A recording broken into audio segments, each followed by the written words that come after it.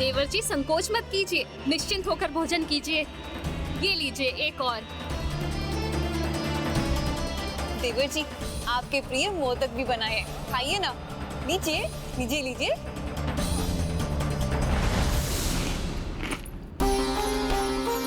और ये हमारे लड्डू भी खाइए।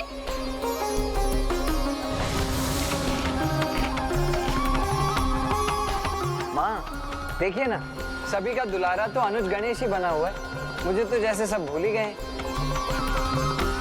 भूले हुए तो आप थे स्वामी, हम दोनों को।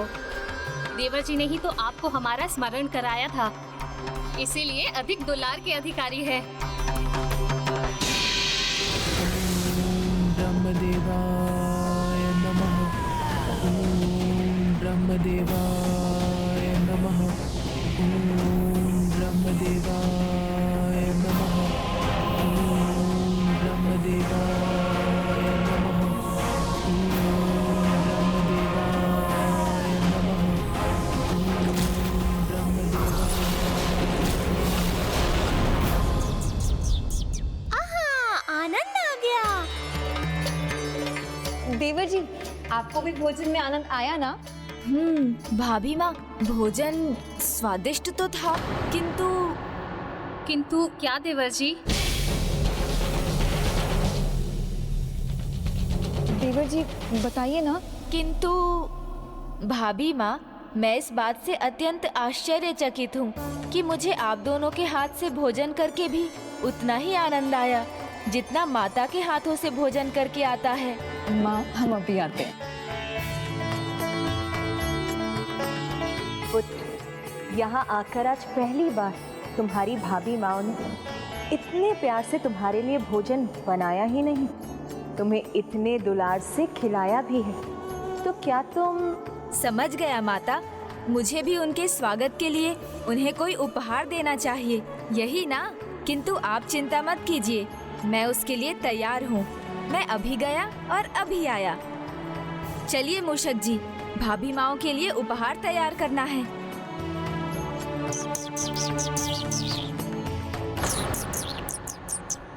यहाँ सुख के इन क्षणों में मैं अपनी शंकाओं से मुक्त नहीं। प्रभु, क्या हुआ? आप किसी बात को लेकर चिंतित है क्या? नहीं मूषक जी, कुछ नहीं। चलिए उपवन चलते हैं। जी प्रभु।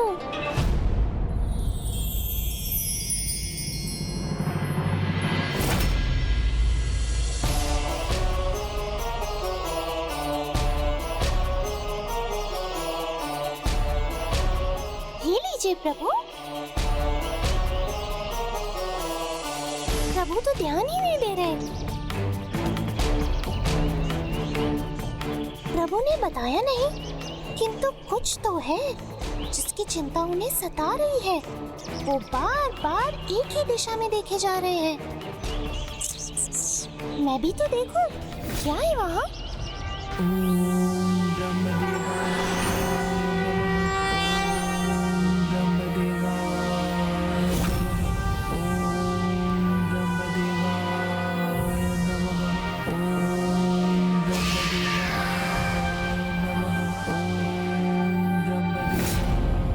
गया, हमारा कार्य संपन्न हुआ। अद्भुत प्रभु, भाभी माँ को आपका ये उपहार बहुत भाएगा। उचित है, फिर चलिए उन्हें भी यहीं ले आते हैं। ओम ब्रह्मदेवाय नमः। क्या हुआ प्रभु, जो आप इतनी देर से चिंतित दिखाई दे रहे हैं? ज्ञात नहीं मूषक जी, किंतु बहुत समय से कोई ब्रह्मदेव की तपस्या में लीन है और उससे मुझे नकारात्मक संकेत प्राप्त हो रहे हैं। अब जब वो तप संपन्न होने वाला है तो मुझे ऐसा आभास हो रहा है जैसे वो कुछ ऐसा मांगने वाली है जिससे संपूर्ण सृष्टि पर बहुत बड़ा संकट आने वाला है। किंतु ये कौन है? आप किसकी तपस्या की बात कर रहे हैं प्रभु? उसकी। उठो करकटी, तुम्हारी तपस्या पूर्ण हुई। करकटी, करकटी।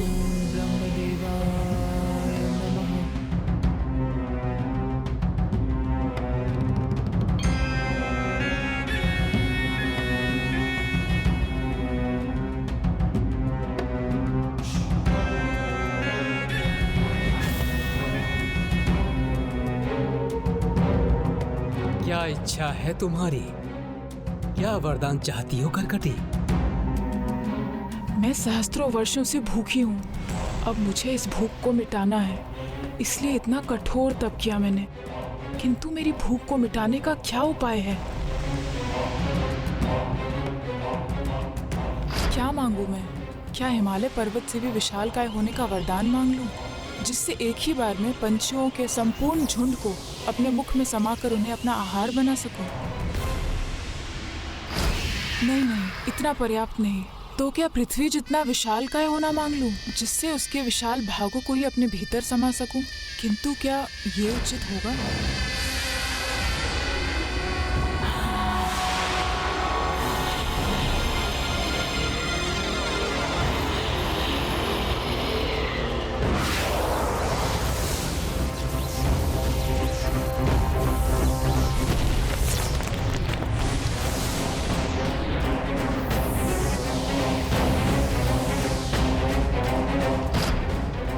नहीं, इस छोटी सी पृथ्वी से मेरा क्या होगा?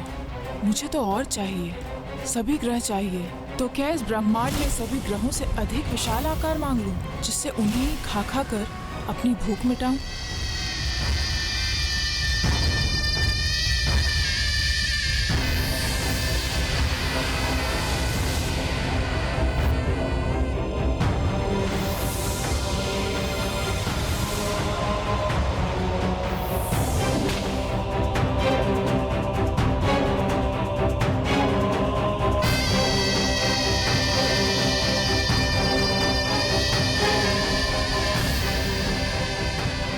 नहीं नहीं, जितनी विशाल हो जाऊंगी मेरी भूख भी उतनी ही विशाल होगी। ये भी पर्याप्त नहीं, तो मुझे और कुछ चाहिए। प्रभु, ये इतनी देर से क्या चिंतन कर रही है? कोई वरदान क्यों नहीं मांग रही है? किसी भी निर्णय से पहले चिंतन तो आवश्यक है, किंतु अति चिंतन किसी को भी भटका सकता है। अत्यधिक चिंतन का परिणाम या तो अत्यंत उचित होता है या अत्यंत अनुचित। अब देखना ये है मूषक जी कि इसके अत्यधिक चिंतन का परिणाम क्या होगा। सहस्त्र वर्षों की तपस्या से कुछ भी असंभव नहीं है। उसका फल तुम्हें अवश्य मिलेगा। जो भी वरदान चाहती हो करकटी, मांग लो। मुझे तो कुछ ऐसा चाहिए जो अनंत काल तक मेरी भूख को मिटा दे, जहाँ भूख से अधिक भोजन हो।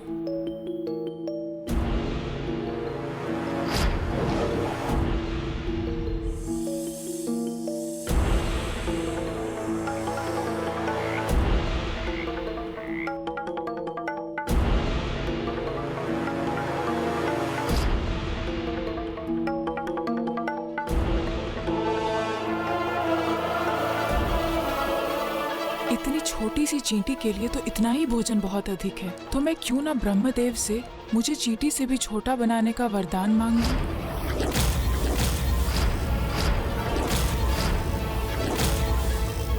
हाँ, उचित है।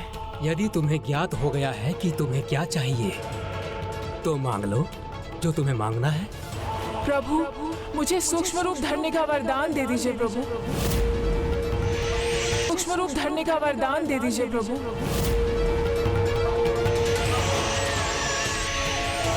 सूक्ष्म? कितनी मूर्खता है ये! आप व्यर्थ चिंतित थे प्रभु।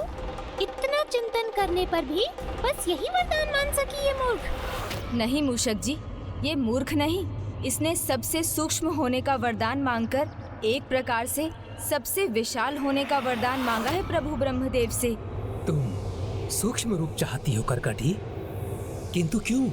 प्रभु, मेरे इस विशाल का आकार में यदि मैं पंछियों के अनेकों झुंड का भी आहार कर लूं, तो भी मेरी भूख कभी शांत नहीं होती। किंतु मेरे सूक्ष्म होने पर मेरे लिए थोड़ा भी बहुत होगा। आकार छोटा हो तो कम भोजन ही पर्याप्त है, किंतु जब उसी प्राणी में लोभ का भाव जाग जाए तो पर्याप्त भी उसके लिए अपर्याप्त हो जाता है। फिर वो अपनी भूख के लिए नहीं, अपने निजी आनंद के लिए खाता है और किसी को कष्ट देने में भी संकोच नहीं करता। प्रभु, मेरे इस विशाल काय शरीर से जगतवासियों की हानि ही होती है। कोई वस्तु हो, मनुष्य हो या पशु हो, व्यर्थ ही मेरे चरणों तले मसले जाते हैं प्रभु।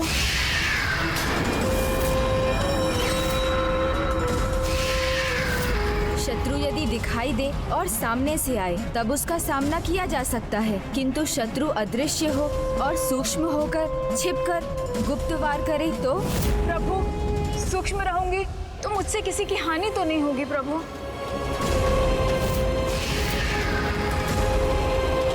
हानि ही हानि होगी, क्योंकि जिसके आने का आभास भी ना हो वो तो विशाल सेना से भी अधिक हानिकारक है। ना उससे संघर्ष किया जा सकता है, ना उसे पकड़ा जा सकता है, और ना ही उससे बचकर भागा जा सकता है। तब तो प्रभु ब्रह्मदेव को उसे ऐसा वरदान कदापि नहीं देना चाहिए। घबराइए नहीं, अमरता नहीं चाहिए मुझे। आप मुझे सूक्ष्म बना दीजिए प्रभु।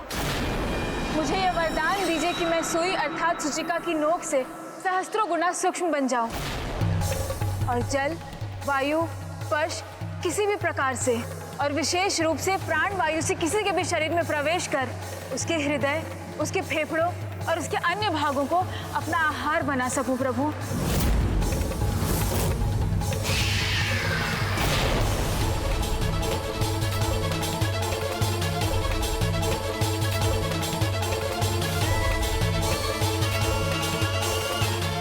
तथास्तु। मैं तुम्हें वरदान देता हूँ कि मेरे अंतर ध्यान होते ही तुम सूक्ष्मतम जीव सूचिका बन जाओगी और वह उपसर्ग से युक्त तुम भी सूचिका कहलाओगी, भी सूचिका कहलाओगी। धन्यवाद प्रभु।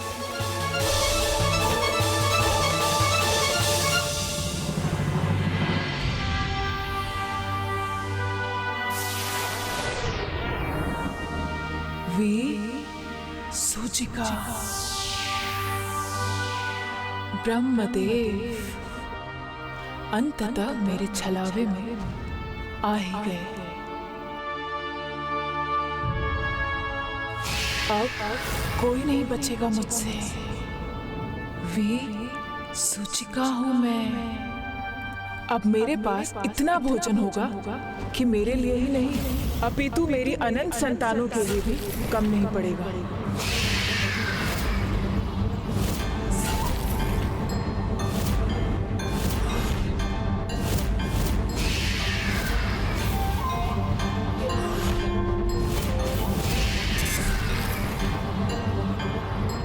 मेरी आशंका सत्य हो गई। अब कहीं अपनी भूख मिटाने के लिए ये कोई संकट ना उत्पन्न कर दे। बस यही एक इच्छा है मेरी। किस इच्छा की बात कर रहे हैं देवर जी?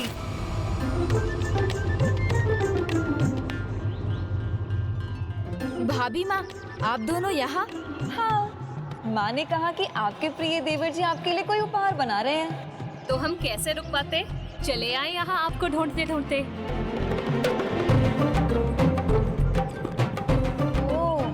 अवश्य कोई गुप्त उपहार तो है वहाँ, है ना? हाँ, नहीं नहीं, मेरा अर्थ है हाँ। अब भेद खोल ही दीजिए, हमें हमारा उपहार दिखा ही दीजिए। उचित है, फिर आप देख लीजिए।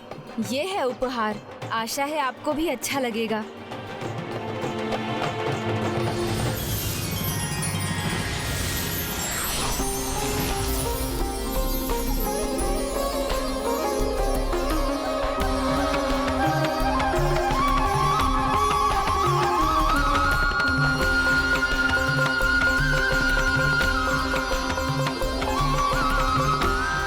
एक बार झूल कर देखिए ना भाभी माँ, अच्छा लगेगा आपको।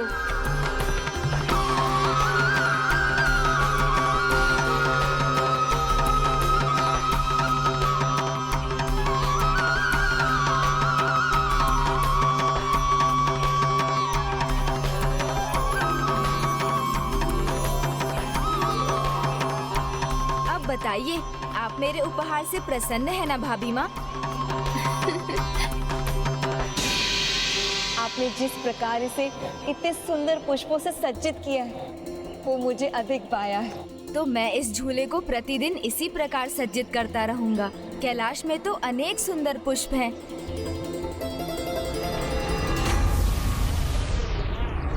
सभी पुष्प मुरझा कैसे गए, और वो भी यहाँ कैलाश में?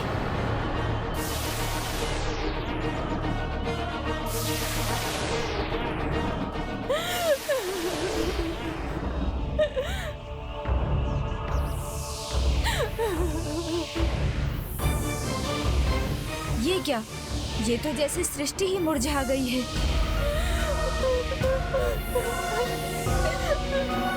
कौन है ये? किसके रोने का स्वर है ये?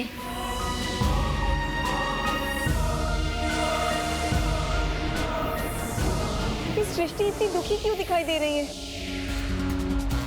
समझ गया किसका क्रंदन है ये। भूमि माता।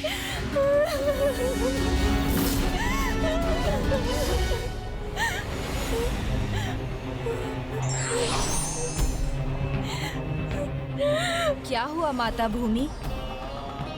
क्या कारण है आपके संकट का? माता बताइए ना मुझे, आप पर छाए इस संकट का क्या कारण है? विसूचिका।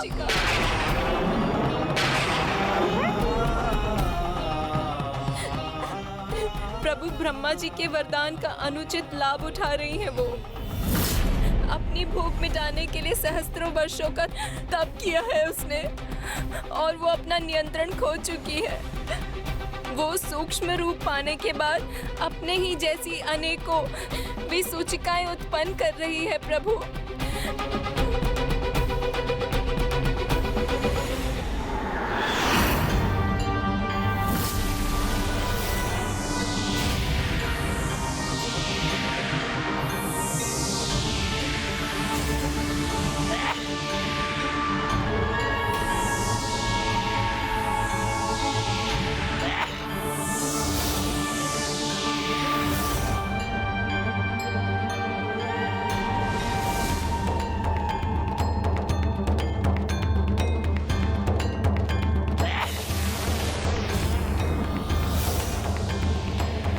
इतनी छोटी सी, अब ना कोई मुझे देख सकेगा, ना मेरा कोई अहित कर पाएगा। पूरी सृष्टि पर मेरा ही अधिकार होगा।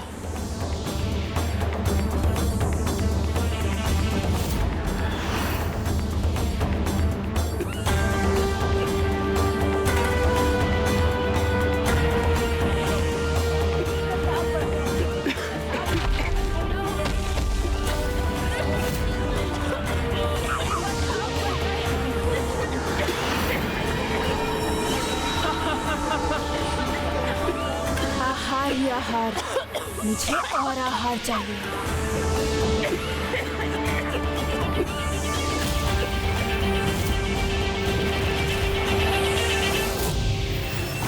ये मनुष्य अभी तक जीवित है, तो मैं इसे सूचना नहीं दूंगी। इसके भीतर जाऊंगी और इसके प्राण भी खाऊंगी।